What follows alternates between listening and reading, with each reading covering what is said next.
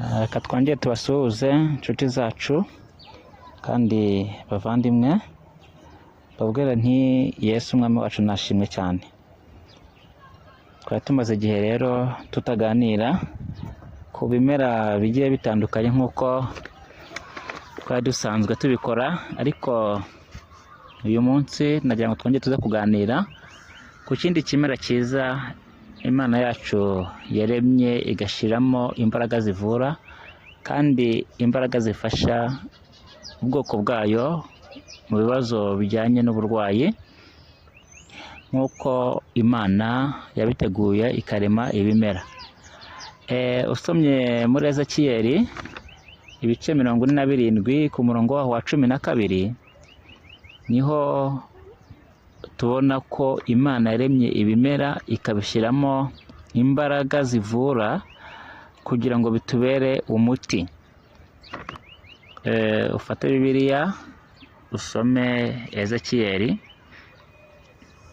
ibice 47 ku murongo waho wa 12, urabihasanga neza uburyo Imana yateguye ko ibimera, ibiti, ibibabi byabyo bigomba kutubera umuti.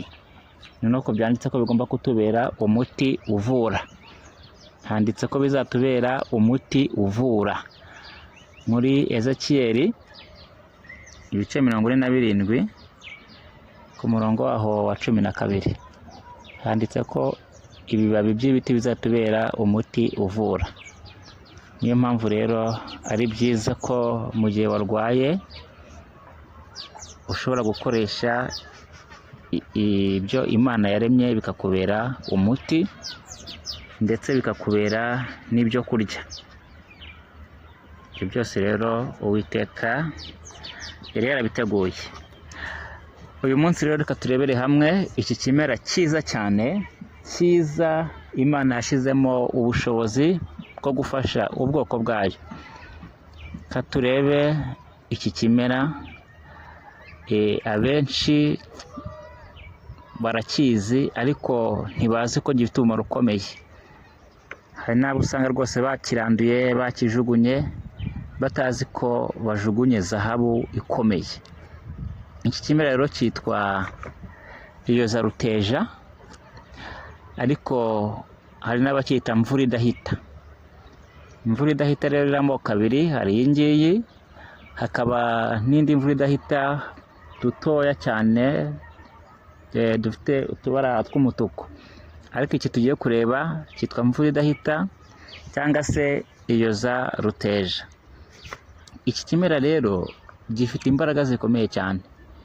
Ushobora kukirya kuri salade, benshi bamaze kugisobanukirwa barabikora, akakirya ari kibisi kuri salade nka salade, cyangwa se ukagitekamo icyayi ukanywa udashyizemo isukari, ahubwo ukaba washyiramo ubuki, kandi unakinyoye udashyizemo ubuki nabwo nta kibazo, ugakoramo icyayi ukanywa nabwo nta kibazo rwose, kiragufasha.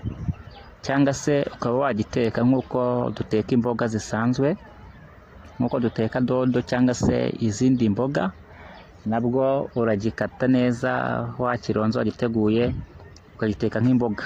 Rero kirafasha, gifite imbaraga zikomeye mu kuvura kandi kikatubera n'ibiryo, ibyo biryo nabyo bikatubera umuti. Iyo ukiriye nk'imboga nabwo uba wivuye indwara nyinshi zikomeye. Iki kimera rero wenda duhere ku mumaro wa mbere, kuko kivura indwara hafi ya zose, nyinshi cyane, nyinshi rwose. Umuntu wakimenya akakirya akajya kinywa hehe n'uburwayi, atandukana n'icyitwa uburwayi. Iki kimera kivura indwara nyinshi. Duhere ku bafite umuvuduko ukabije. Umuvuduko ukabije ufata iki kimera, uragenda ukongera ukamera neza cyane. Mu gihe ufite ikibazo cy'umuvuduko ukabije, fata iki kimera ujye ugikoresha nk'uko twabivuze haruguru, rwose ikibazo cy'umuvuduko uzatandukana nacyo. Ikindi, abarwayi ba diyabete nimba urwaye diyabete kunda gukoresha iki kimera cyane, kizahita kigufasha mu bwoko bwose, mu buryo bwose bizagenda neza. Mu gihe ufite icyo kibazo cya diyabete, koresha iki kimera, kizagufasha kuri diyabete cyane cyane rwose. Nanone warwaye anjine, fata iyo za ruteja uhekenye, ikibazo cya anjine kiragenda. Ku badamu baribwa mu kiziba cy'inda, hari n'abagabo baribwa mu kiziba cy'inda, niba uribwa mu kiziba cy'inda koresha kino kimera, kunda kugikoresha cyane. Icyo kibazo cyo kuribwa mu kiziba cy'inda, yari ama infection n'ibindi, birashira rwose bikagenda. Hanyuma rero mu gihe warwaye impatwe uri kujya kuri toilette, uri kujya ku musarane, kwituma bikanga, ukikanira, oya, koresha iyo za ruteja. Nimba warwaye impatwe, ifata iyo za ruteja uziteke nk'imboga cyangwa se uzinywe kwa kundi twabivuze, uburyo bwose wazitegura, icyo kibazo kirarangira. Iyo za ruteja ikemura ikibazo cy'impatwe ako kanya rwose, impatwe irarangira. Mu gihe ufite umunaniro w'ubwonko, wumva wananiwe, fata icyayi cy'imvura idahita cyangwa se iyo za ruteja unywe, uhita wumva mu mutwe utangiye kuruhuka. Wagize stress nyinshi, ubwonko bunaniwe, koresha iyo za ruteja, jya uyinywa cyane, icyo kibazo kirashira rwose, kirashira ufite umunaniro w'ubwonko. Iki kimera rero cyo za ruteja kandi, niba utareba neza, ufite ikibazo cy'amaso, kunda kugikoresha, uzareba neza cyane. Iki kimera gifite vitamine A inshuro zirenga 6 kurusha karoti. Kunda kugikoresha, ukinywa nk'icyayi kuriya cyangwa ukirya ari kibisi, uzareba neza. Nimba ufite ikibazo cy'amaso, bikore rwose. Imana yashyizemo imbaraga zikomeye mu bimera.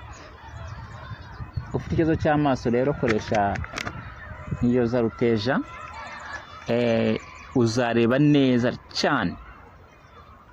Gifite kandi vitamine E ku rwego rwo hejuru, ari nayo mpamvu gifasha abagabo cyane ku kibazo cy'uburemba. Iki kibazo ku mugabo utagira bwa bushake, ku mugabo byanze, ukunda gukoresha iki kimera cyane rwose, bigenda neza cyane.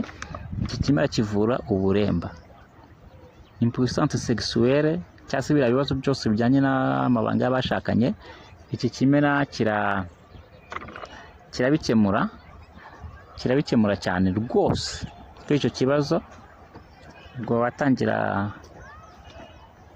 ukagikoresha, watangira kugikoresha, bizahita bitungana, bizagenda neza. Nimba uzi kuri icyo kibazo rwose, iki kimera kirabikemura kuri icyo kibazo cy'uburemba, birashira.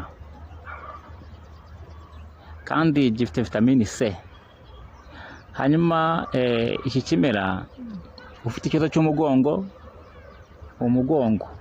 koresha kino kimera, umugongo ibibazo bizashira. Ikindi, iki kimera kivura inzoka zo mu nda, niba inzoka zarakuzengereje, koresha kino kimera, iki kibazo kizarangira, uzacikana nacyo rwose. Kuri babandi bagira ibisebe byo mu gifu, koresha iki kimera cya mvura idahita cyangwa se iyo za ruteja. Ufite ibisebe byo mu gifu, ukajya ukunda kuyikoresha ari mbisi, kubera ururenda rwayo, ibisebe byo mu gifu biragenda bigashira.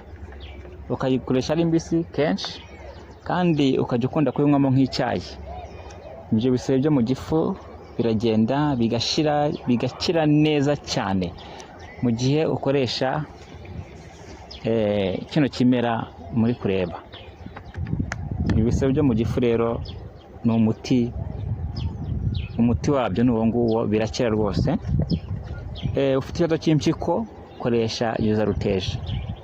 Impyiko, iki kimera kirebaho cyane. Imana yashyizemo imbaraga nazo zifasha ku burwayi bw'impyiko. Urwaye nanone nabita karizo, karizo. Ufite ikibazo cya karizo, hano mu gihe yageze kure wicaramo, urabifata ufata kino kimera ukabibiza mu mazi ukajya wicaramo nk'iminota 30, kenshi rwose biragenda bigatungana. Mu gihe ufite ikibazo cya karizo wicaramo bishyushye ariko bidashyushye cyane, hanyuma iki kibazo kirashira rwose. Ku muntu ufite amaraso make, nimba uzi ko ufite amaraso make, tangira ukoreshe iki kimera. N'uje kibona henshi gikunda kuba byameze bihari, ntukabirandure. Tangira ugikoreshe kitubera umuti nk'uko Uwiteka biteguye. Niba ufite amaraso make, koresha kino kimera, icyo kibazo cy'amaraso make kizashira, ugende umere neza cyane, ubasanga uri normal rwose ahantu hose. Hanyuma tugaruke ku bafite indyo nkene. Indyo nkene no kuvuga babana usanga hari n'abantu bakuru nabonye bisigaye bibaho, urwaye bwaki, ufite ikibazo cy'imirire mibi. Niba ufite ikibazo cy'imirire mibi, fata kino kimera, tangira ukirye nk'imboga, tangira ukinywe. Icyo kibazo cy'imirire mibi kirashira, kuko iki kimera gifite amaproteine, gifite omega inshuro nyinshi cyane zikubye ibindi bintu, gifite amakalcium, cyujuje ibisabwa byose kugira ngo ibyo umuntu akenera mu mubiri we, iki kimera kirabifite. Kivura indwara nyinshi. Ubu ntabwo twazivuga ngo tuzirangize. Kivura indwara nyinshi. Nimba uzi ubona abana barwaye bwaki n'abandi bafite imirire mibi, bahe kino kimera, bizagenda neza, ko Imana yakishyizemo imbaraga zikomeye cyane. Hari nibagirwa kuri ba badamu nanone batagira ububobere cyangwa se amavangingo, katubivuge gutyo. Abo badamu batagira amavangingo, mutangire mukoreshe kino kimera. Icyo kibazo kirashira burundu. Ntabwo wagifata icyumweru cyangwa se n'iminsi mike, kimwe n'iminsi mike bitararangira, bakita mvura idahita. Iki kimera gikemura icyo kibazo ku badamu bafite icyo kibazo cy'ububobere, bafite icyo kibazo cy'amavangingo. Iki kimera kirabikemura neza cyane, kirabikemura rwose. Mutangire mugikoreshe. Imana yashyizemo ubuhanga bwayo mu bimera kugira ngo bitubere umuti. Mutangire mubikoreshe. Ni byiza gukoresha ibimera, ntabwo ari icyaha, no kwivura nk'uko Imana yabiteguye, kandi ibyatsi byose biravura, ahubwo no kumenya uko tubikoresha ndetse n'icyo bivura. Rero murakoze, reka tubifurize umugisha w'Imana, amahoro y'Imana akomeze kubana namwe. Tuzakomeza kujya tubagezaho n'ibindi bitandukanye. Ikibazo wagira waza kutwandikira, nta kibazo tuzagusubiza.